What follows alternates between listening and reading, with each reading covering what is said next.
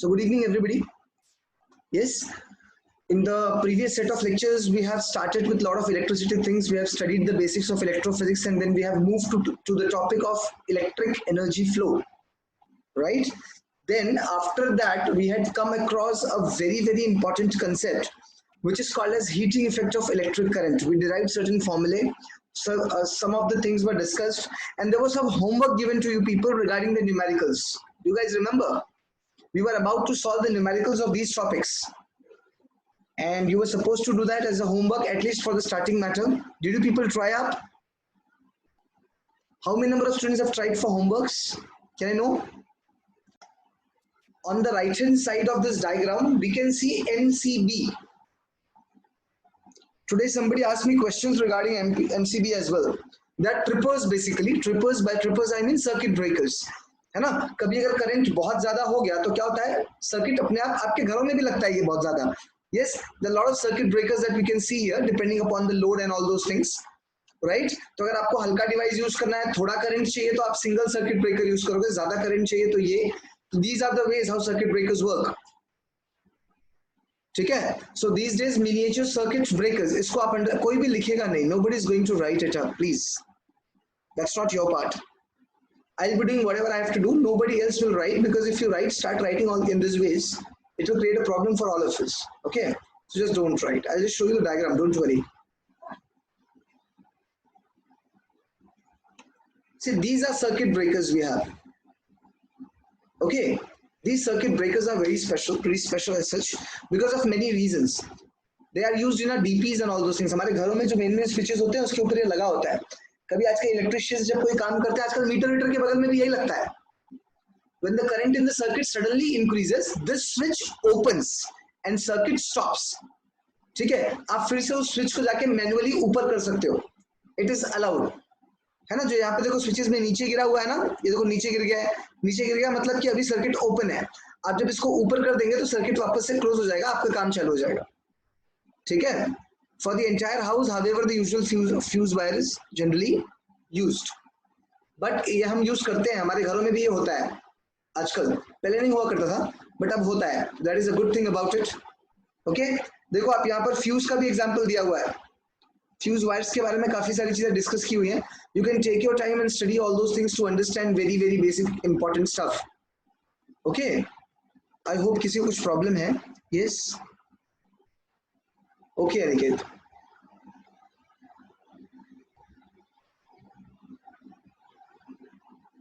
Here we go. Let's continue. अब हम जाएंगे न्यूमेरिकल्स की तरफ. Few people are doing annotations. I suppose you must not do. Now we are going to go for these examples. Can you see the solved examples first? Clear? Yes, no? Right? So you guys have to look at these examples. These are special examples due to many reasons. Who is QCOM BTD, by the way?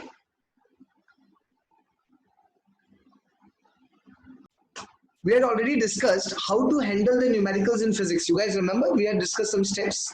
तो उसमें से सबसे पहले हम क्या करेंगे, हम पूरे क्वेश्चन को पढ़ते हैं. क्वेश्चन को पढ़ने के बाद में हम उस सिनेरियो को इमेजिन करते हैं. फिर सिनेरियो को इमेजिन करने के बाद में अगर हम बना सकेंगे तो उसका डायग्राम भी बनाएंगे, और डायग्राम बनाने के बाद में फिर हम गिवन लिखेंगे और अपना सम सॉल्व करेंगे. ठीक है? Right? So let us start in that way. So here we go. सबसे पहला, a 6 meter long wire. Can you see this? A 6 meter long wire made from an alloy nichrome. Such an interesting thing.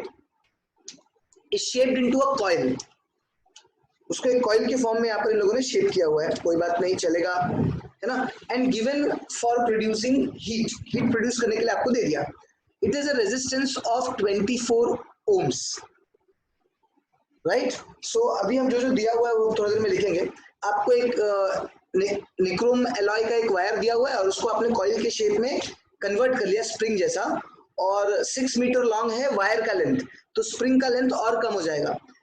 और total resistance उसका कितना है? 24 ohms. Can we get more heat if the wire is cut into half of its original length and shaped into a coil. मतलब अगर मैंने wire को आधा कर दिया तो मुझे उसका हीट ज्यादा मिलेगा कि कम मिलेगा? That is a question.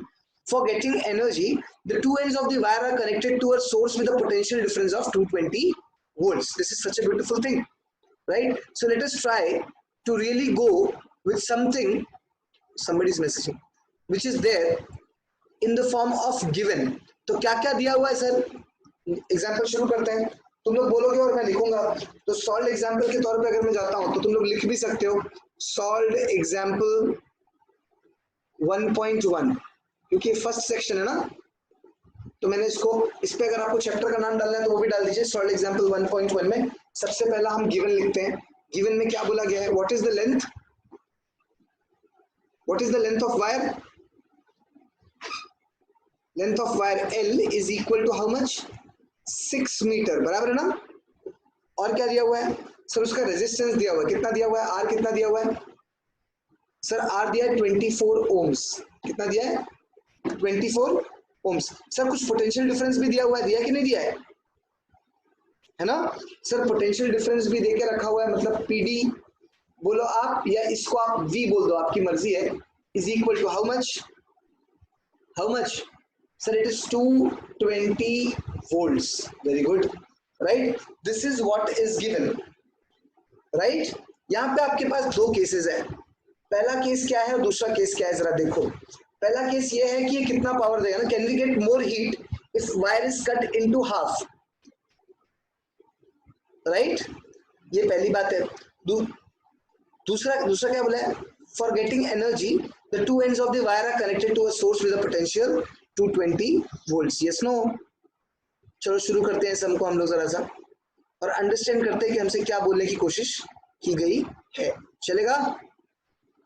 कुछ लोग यहाँ पे बहुत कुछ लिख रहे हैं मना करने के बाद भी। Please look at board now, just look at the board.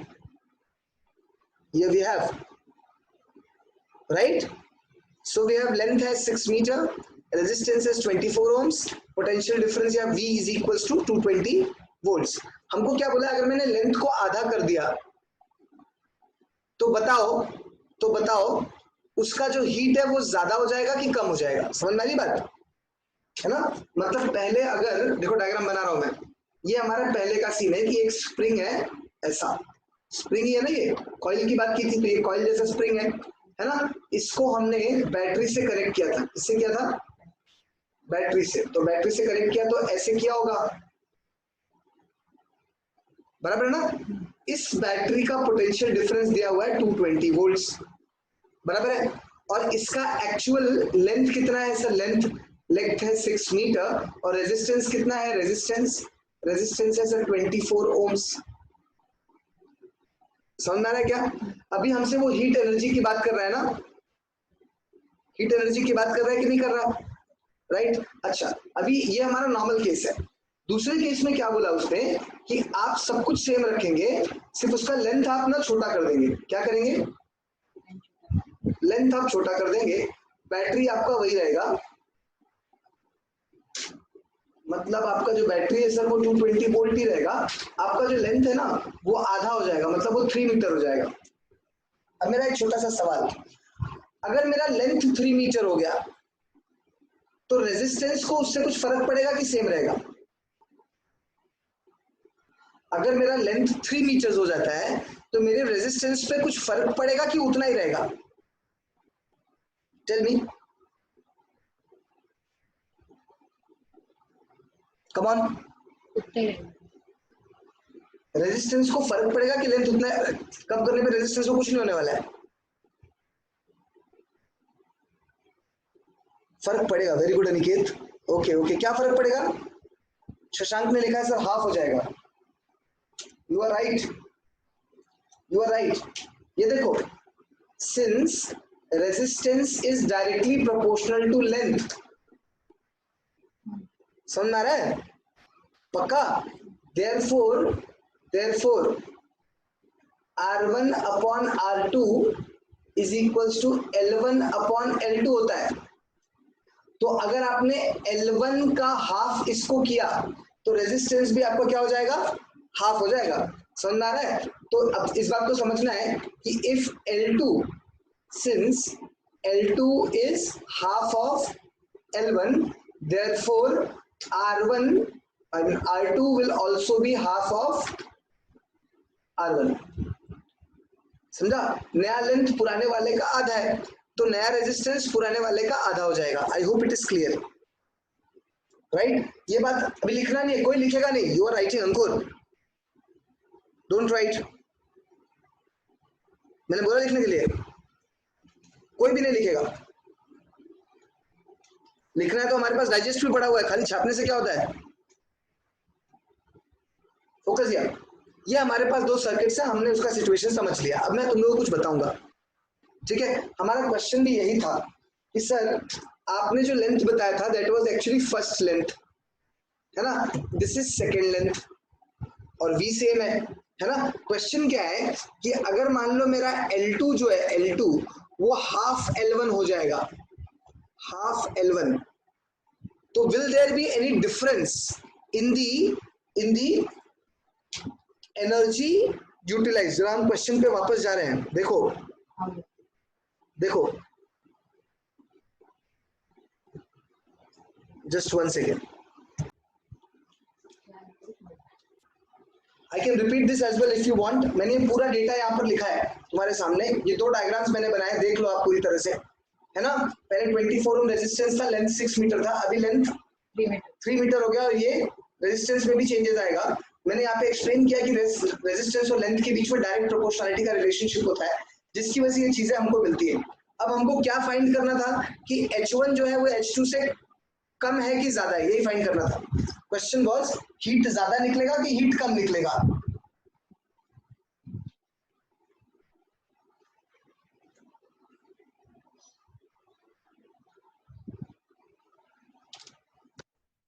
One second. Okay guys, look here now. So this is what we had. तो हमने क्या किया बेसिकली हमसे ये पूछा गया है कि सर पहले इतना लेंथ था, इतना रेजिस्टेंस था, इतना पोटेंशियल डिफरेंस था, तो आपको कुछ हीट मिल रहा था, तो H1 equals to old heat. अभी इन लोगों ने क्या किया, खाली लेंथ को आधा कर दिया और हमसे बोला है कि अब आपको एक नया हीट मिलेगा, क्योंकि जब आप लेंथ को चेंज करोगे तो आपको नया हीट मिलेगा, है ना? तो ये वाला जो हीट आपको नया वाला मिलेगा, नया वाला हीट, ये पुराने वाले हीट से ज्यादा है या कम है? इतना ही सवाल है। मेरी बात ध्यान से सुनना, ये नहीं बोला है कि पुराना वाला हीट क्या है और नया वाला हीट क्या है, बोला है क्या? नहीं बोला है। क्या बोला है? सर ये जो नया हीट आपको मिलेगा वो पुराने वाले हीट से ज्यादा है या पुराने वाले हीट से कम है? क्लियर? तो ऐसे सिचुएशन में देखो क्या होगा। हमने क्या किया, हमने सोल्यूशन लिखा। कैसे लिखा? ये देखो, यहां पर देखना है, ये ओल्ड हीट है, ये ओल्ड हीट है, और ये क्या है, ये न्यू हीट है, बराबर है? तो हमने ओल्ड हीट और न्यू हीट का फॉर्मूला लिखा, और लिखने के बाद में क्योंकि हमको दोनों के बीच में कंपैरिजन करना है ना? तो जब भी आपको दो क्वांटिटीज के बीच में कंपैरिजन करना होता है एक ही टाइप के, तो it is the best to take the ratio. तो हम H1 अपॉन H2 लेंगे, लेकिन सर जब भी हम H1 अपॉन H2 लेंगे तो सब कुछ कैंसिल होकर हमको R2 अपॉन R1 मिलेगा, ठीक है? राइट? तो जब ये R2 upon R1 हमको मिल रहा है, so when I take the ratio of H1 and H2, what I will get is R1 by R2 by R1. Can you see this part? Can you see this part? This is very special part. This is what I'll get, right? But the concern is कि sir हमारे पास R2 और R1 में से खाली R1 available है, R2 के बारे में मालूम ही नहीं है, बराबर है ना? R2 के बारे में हमको मालूम ही नहीं है, सर खाली R1 अवेलेबल है। तो हमारे पास उसका सोल्यूशन है। हमने इसके लिए देखो ये वाला पार्ट यहाँ पर किया है। इससे क्या होगा, ये जो हमने नीचे किया हुआ है, ये देखो यहाँ पे भी किया था मैंने, just to explain you people. समझ रहे हो नहीं समझ रहे हो? ये आप लोगों को एक्सप्लेन करने के लिए मैंने किया था कि रेजिस्टेंस जो होता है वो लेंथ के डायरेक्टली प्रोपोर्शनल होता है। तो R1 upon R2 is equals to L1 upon L2। मैंने सेम चीज यहाँ पे लिखी है। Can you see this? Yes, right? तो उससे हमको ये डेटा मिल गया, ये जो बॉक्स है ये मिल गया। ये क्या बोलता है? This is saying R2 is equals to half R1। R2 is equals to, जो कि यहाँ पे है, can you see this? R2 is equals to half R1, है ना?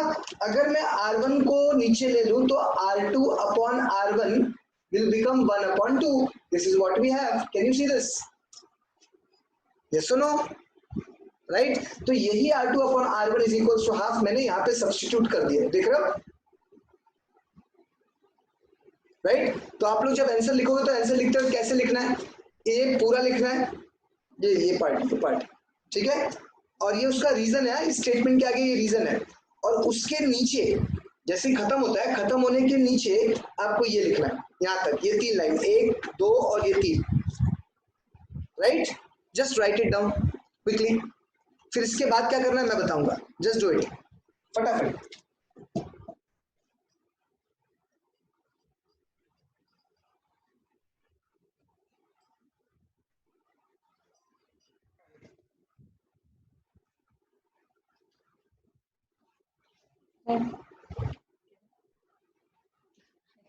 ये बराबर नहीं, प्लीज डू इट, मत पीना पी नहीं रहा हूँ, पी नहीं रहा हूँ, पिक्चर बना के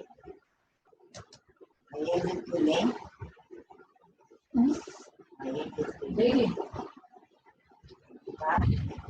कैसे पता है, ऐसे खिड़की के बाहर अनिकेत राइट।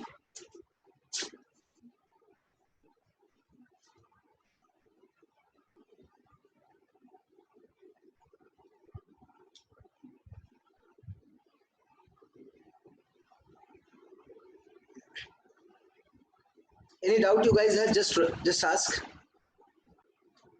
अब हमारे पास ये एक्सप्रेशन अवेलेबल है, कौन सा वाला, ये वाला है ना। तो अब हम क्या करेंगे, उसके नीचे आपको कंटिन्यू करना है, बोर्ड छोटा है इसलिए मैं यहीं पे कंटिन्यू कर रहा हूँ, उसके नीचे आपको कंटिन्यू करना है, since 2H1 is equal to H2, 1/2 है ना, लुक हियर 1/2, तो मैंने क्या किया, क्रॉस मल्टीप्लाई, तो this is 2H1, this is H2, right. So 2H1 is equal to H2, बराबर है, मतलब H2 H1 का डबल है, मतलब मान लो अगर H1 1 हुआ तो H2 2 हो जाएगा, H1 4 हुआ तो H2 8 हो जाएगा, H1 10 हुआ तो H2 20 हो जाएगा, H1 50 हुआ तो H2 100 हो जाएगा, गेटिंग इट, राइट। तो इसका मतलब क्या हो रहा है, इसका मतलब क्या हो रहा है, therefore H2 is greater than H1 and this is your answer. समझा क्या, समझ में आ रही बात, therefore H2 is greater than H1 and this is your answer।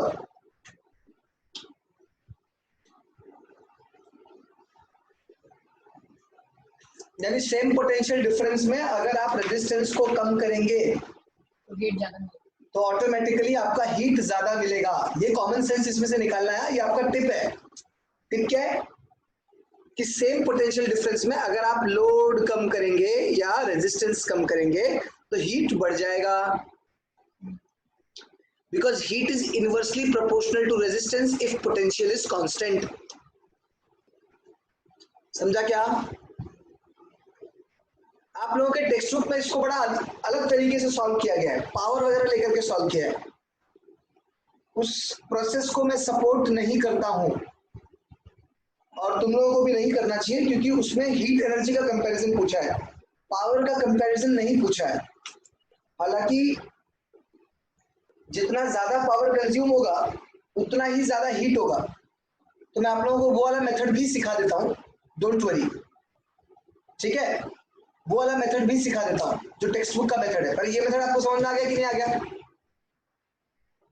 समझ में आ गया, राइट, पक्का। So this is method 1, note there, note करिए इसको, सोल्यूशन के आगे लिख देना method 1। Now I will teach you method 2, now I'll teach you method 2।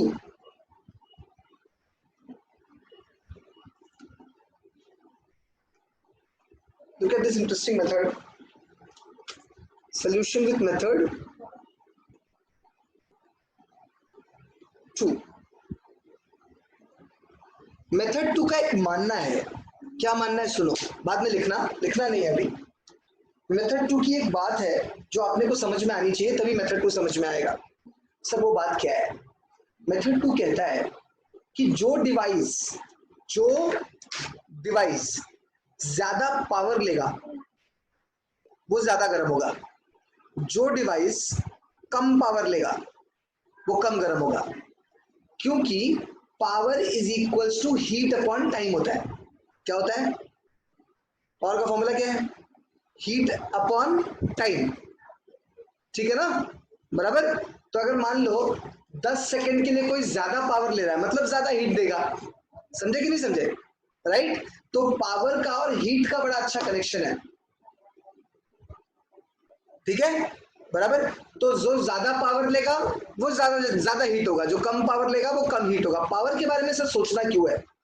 What is the reason? क्योंकि गिवन में ना हमको एल दिया हुआ है, आर दिया हुआ है और वी दिया हुआ है, बराबर है ना। एल दिया है, आर दिया हुआ है, वी दिया हुआ है। एल का डायरेक्ट इफेक्ट आर के ऊपर पड़ता है, मतलब एक्चुअली हमको आर और वी ही दिया हुआ है, क्योंकि एल तो आर के फॉर्मूले में वैसे भी लग जाएगा, right.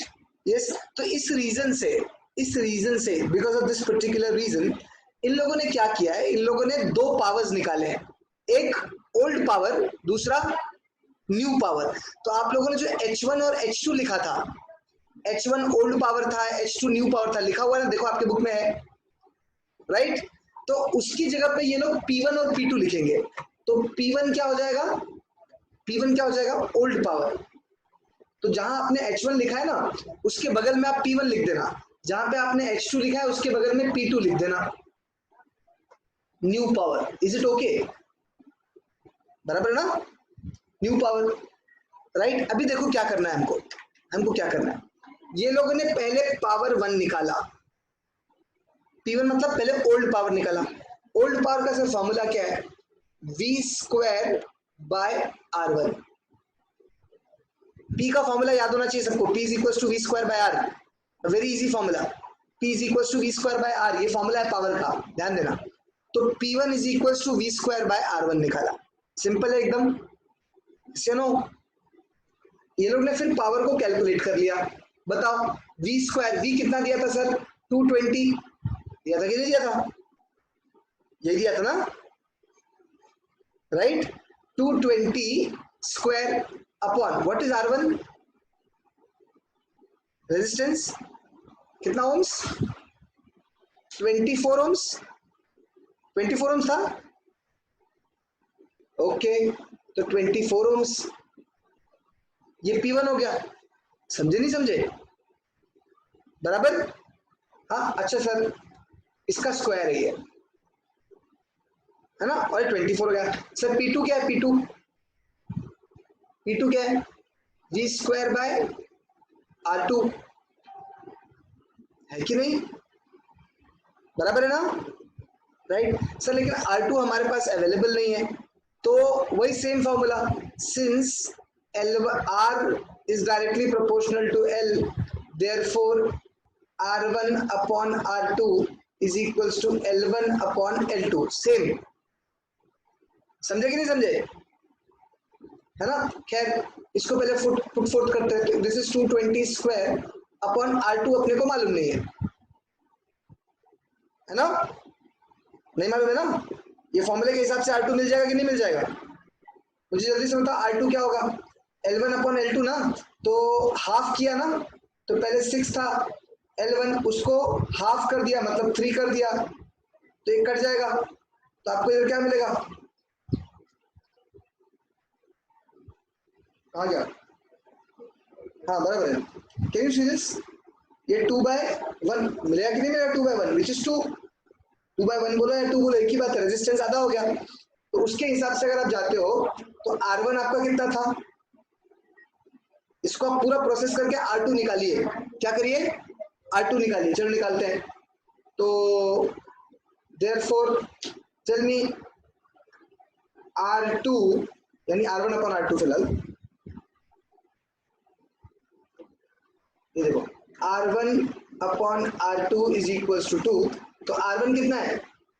24 bye R2 is equal to 2, तो R2 कितना आ जाएगा? 24 अपॉन 2, तो R2 कितना हो जाएगा? 12 ओम्स, बराबर है कि नहीं। अब इसको आप और आगे बढ़ाइए, तो P1 अपॉन P2 करोगे तो मतलब एक ही चीज है, खाली पावर से भी आप सम को सॉल्व कर सकते हो, ठीक है ना। तो P1 अपॉन P2 करोगे तो वापस से इसका ही रेशियो आएगा, तो ये पूरा कॉमन हुआ 220 square upon 24 into 220 square into 12, और 12 है ना ये, बराबर। तो ये पूरा कट गया, 12 वन जा 12 टू जा हो गया। समझे नहीं समझे, बात समझ में आ रही है। तो इस तरह से अगर आप कैलकुलेट करेंगे तो भी आपको क्या मिलेगा, क्या मिलेगा, twice P1 is equals to P2, है ना। therefore P2 is greater than P1, therefore H2 is greater than H1. So whatever method you use, it is same. Clear, right? So this is method 2 using power. Method 1 using heat. हमसे सवाल heat पे किया है, तो method 1 is more appropriate. Method 1 is more appropriate. ये वाला भी आप लोग नोट कर लीजिए, जल्दी से नोट करिए।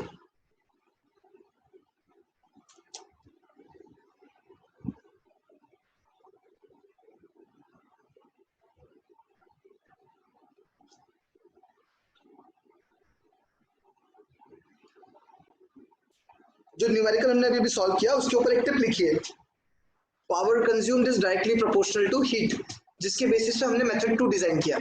मेथड 2 का वही बेसिस है कि power is directly proportional to heat, जितना पावर कंज्यूम करेगा उतना ज्यादा गर्म होगा, that's how it is. Clear, right. Now we will go to question number 2, ठीक है। चलो, और एक बात है, और एक बात, एक और टिप लिखिए, 2 टिप लिखिए, एक और टिप लिखिए। दूसरा टिप ये होगा, whenever you have to compare two quantities, whenever you have to compare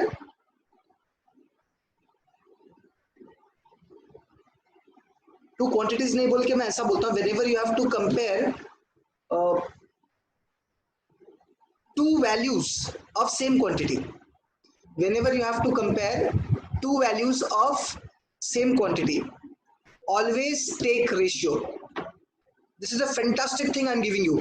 ये जो मैं तुमको बता रहा हूँ ये तुमको IIT तक काम आएगा, IIT तक काम आएगा, ध्यान देना। Whenever you have to take two ratio, whenever you have to compare two values of same physical quantity, always take ratio. Always take ratio. Clear? Yes. Now we'll go to question number 2. This time I'll be doing it a bit faster. So please enable the screen sharing.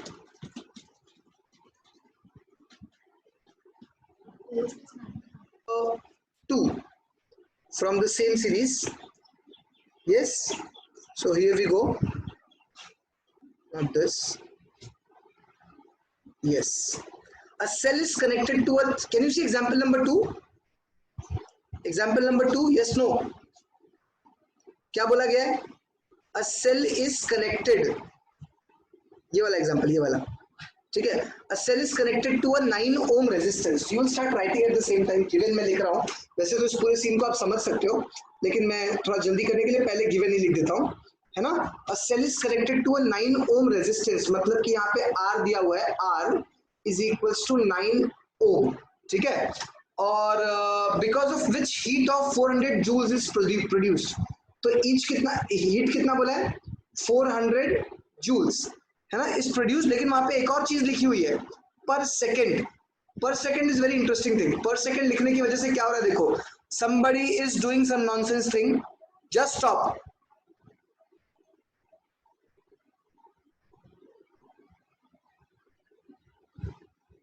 पर second बोलने का मतलब क्या हो रहा है, they are talking about heat per second. Tell me what is heat per second, what is heat per second.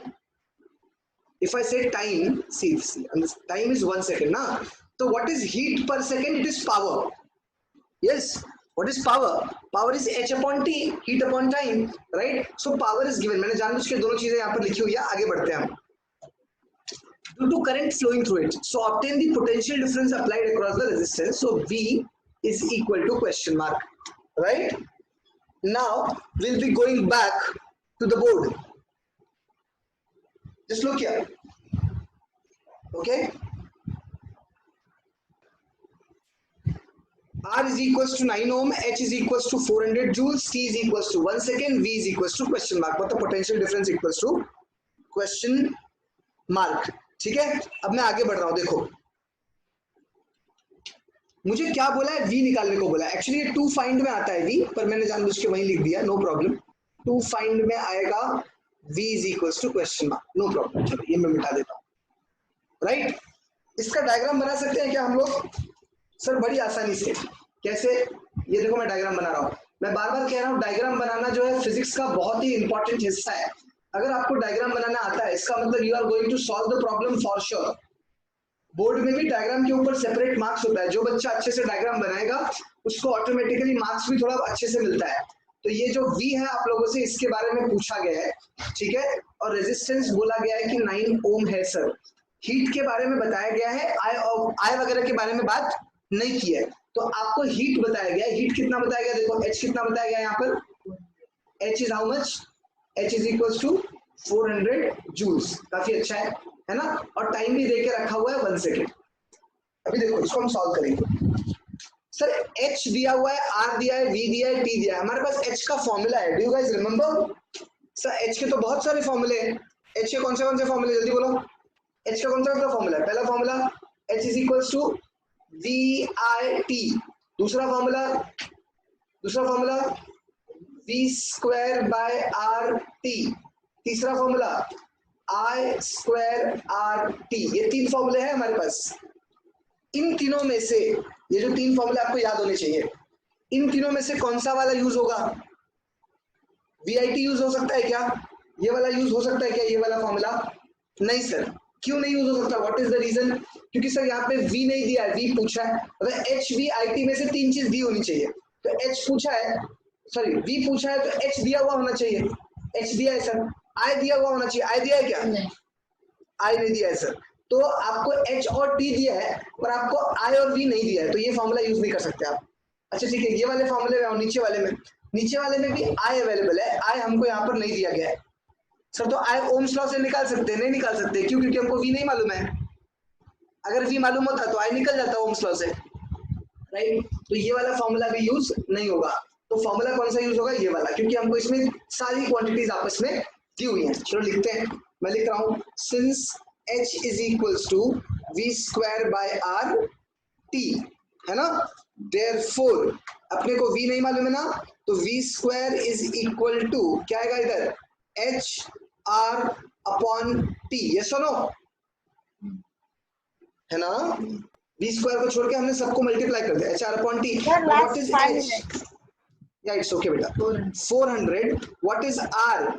9. And what is T? 1. तो sir V square कितना हो गया? V square, sir V square is 400 into 9. तो sir V कितना होगा? V will be root of 9 4 जा 36. आप ऐसे भी कर सकते हो, नहीं तो दूसरा तरीका भी है. सर दूसरा तरीका क्या है बता रहा हूँ. ये दोनों परफेक्ट स्क्वायर है तो आप इसको तोड़ दीजिए. ये दोनों परफेक्ट स्क्वायर है तो आप इसको तोड़ दीजिए. तो क्या बनेगा sir? 400 can be written as 20 into 20 और 9 can be written as 3 into 3. तो 2 20 के बदले में 1 20 और 2 3 के बदले में 1 3. तो आपको क्या मिला? V इज इक्वल्स टू 60 क्या volts. And that is your answer. I hope it is understood. देखा मैंने कैसे किया? I could have multiplied also. 9 4 जा 36, 100 आता. तो कभी कभी कॉम्प्लिकेटेड होता है, हालांकि वही बहुत इजी है. 2 0 को 1 0 लिख दो, 36 का root. That can be done. Just do it fast, फटाफट.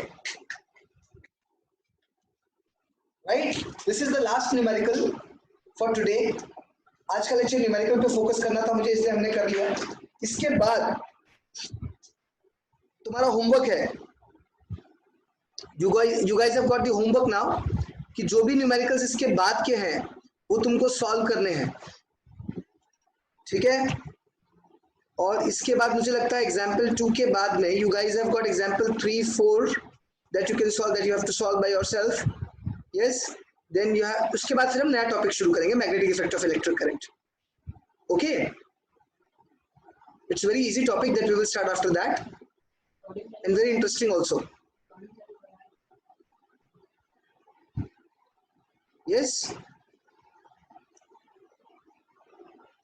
इसलिए मैं चाहता हूं कि तुम लोग ये पर्टिकुलर टॉपिक बहुत अच्छे से करके प्रिपेयर करके फिर आगे बढ़ो, ठीक है।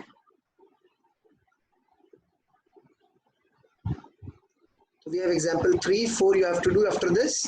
और इसके बाद जो अनसॉल्व्ड एग्जांपल आपके पीछे दिए होंगे चैप्टर के लास्ट में, वो भी आप लोगों को करने हैं। चैप्टर के लास्ट के अनसॉल्व्ड एग्जांपल्स भी आप लोगों को करने हैं इससे कनेक्टेड, राइट।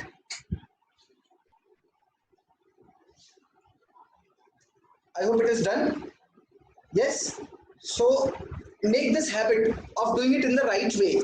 तुम्हारे टेक्स्ट बुक में ये सब तरीके नहीं बताए गए, थोड़े अलग बताए गए which I don't support। तो मैंने इस तरीके से किया क्योंकि ज्यादा सही तरीके से आपको समझ में भी आएगा। फॉर्मूले आपके दिमाग में बैठ जाने चाहिए, ठीक है। पावर का, हीट का, सबका फॉर्मूला दिमाग में बिठा लो और अकॉर्डिंगली काम करो। Yes, right. So we are winding up the lecture here. And next lecture would be on Monday, and in that I would expect you people to come up with doubts. आप लोग अपने doubts का listing बना करके sir को submit कर सकते हो कि सर ये पर्टिकुलर डाउट है, सर से मुझे पूछना है।